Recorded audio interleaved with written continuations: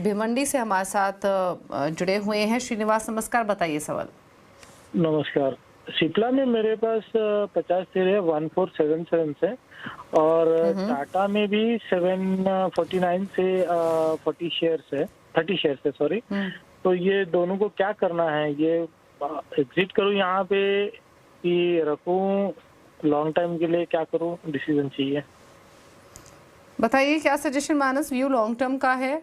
सिप्ला तो चलिए थोड़ा ही नीचे है, लेकिन ज़्यादा चिंता टाटा मोटर्स की है। 749 पर इनकी बाइंग है। हालांकि नीचे की खरीदारी है, उतना ऊपर की नहीं है। 1100-1000 के लेवल्स पे भी व्यूअर्स होल्ड कर रहे हैं स्टॉक को। बट क्या सजेशन लॉन्ग टर्म के हिसाब से सिप्ला एंड टाटा मोटर्स?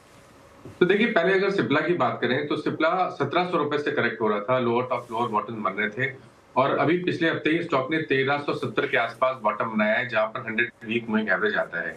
हालांकि 200 मूविंग एवरेज पे स्टॉक पे रेजिस्टेंस दिखता है, लेकिन क्योंकि एक सही जगह पे सपोर्ट लिया है, इसलिए मेरे ख्याल से बने रहिए।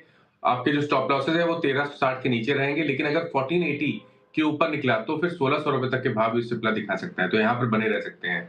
टाटा मोटर्स में मेरी राय रहेगी, कभी कोई उछाल मिले तो वहां पर निकलने की कोशिश करें, क्योंकि ट्रेंड नेगेटिव है, लोअर टॉप लोअर बॉटम्स का ट्रेंड है, और उम्मीद कर सकते हैं कि 650 तक के टारगेट देखने को मिल सकते हैं, जहां पर 200 वीक मूविंग एवरेज आता है। ओके, चलिए, तो ये रही सलाह आपके लिए दोनों ही स्टॉक्स पर, सिप्ला और टाटा मोटर्स। बात करते हैं बुद्धदेव भट्टाचार्य से, पश्चिम बंगाल से हमारे साथ कनेक्टेड हैं। बुद्धदेव जी नमस्कार, बताइए क्या सवाल है आपका? हाँ नमस्कार, मेरे पास केपीआईटी टेक है आपका 1600-1500 रुपया से, और अगर टोटल है आपका 400 शेयर, और आपका कोल्ड ज्वेलर्स से आपका 650 रुपया से 150 शेयर है। ओके, और आपका होराइजन क्या है दोनों स्टॉक्स में? स्टॉक के आपका होल्डिंग करूँ क्या करे, इसलिए आपका। ओके ओके, क्या सजेशन रहेगा मानस? केपीआईटी टेक 1615 की बाइंग है, 200 रुपए नीचे। कल्याण ज्वेलर्स 650 की इनकी बाइंग है, यहाँ भी 150 स्टॉक्स इन्होंने खरीदे हुए हैं। नुकसान यहाँ भी 150 रुपए का है। जैसे इन्होंने कहा होल्ड रखें या निकल जाए, क्या सजेशन? तो देखिए, केपीआईटी में बने रहिए, क्योंकि जो पिछले हफ्ते का पैटर्न था, जिस तरह से हमने रिकवरी देखी लोअर लेवल से, और जिस तरह के वॉल्यूम देखने को मिले हैं, उसको देख के लग रहा है कि शॉर्ट टर्म बॉटम केपीआईटी में बना है। आपको स्टॉप लॉस बड़ा लगाना पड़ेगा 1225 रुपए के नीचे, लेकिन अगर 1500 के ऊपर निकला तो वो एक फ्लैग पैटर्न का ब्रेकआउट होगा, 200 मूविंग एवरेज के ऊपर का ब्रेकआउट होगा, और उस केस में आपको 1800 रुपए तक के भाव स्टॉक वापस दिखा सकता है। तो चांस लेना चाहिए, बने रहिए 1225 नीचे स्टॉप लॉस लगा के केपीआईटी में। कल्याण ज्वेलर्स में वीकली चार्ट पे जो लास्ट वीक का पैटर्न था वो थोड़ा पॉजिटिव है, उसके हिसाब से जो क्रैक था उसको रिट्रेस करेगा तो शायद 600 तक की रैली देखने को मिल सकती है, लेकिन वहां पर आपको रिव्यू वापस करना पड़ेगा स्टॉक को। बट फिलहाल के लिए बने रहिए। आपको स्टॉप लॉस अब जो लगाना है वो लगाना है 464 का, 464 के स्टॉप लॉस से कल्याण ज्वेलर्स से बने रहिए, लेकिन 600 के आसपास एक बार प्रॉफिट बुक करिए, लॉन्ग पोजीशन से निकलिए, और या तो वहां पर फिर से रिव्यू करना पड़ेगा चार्ट्स पे।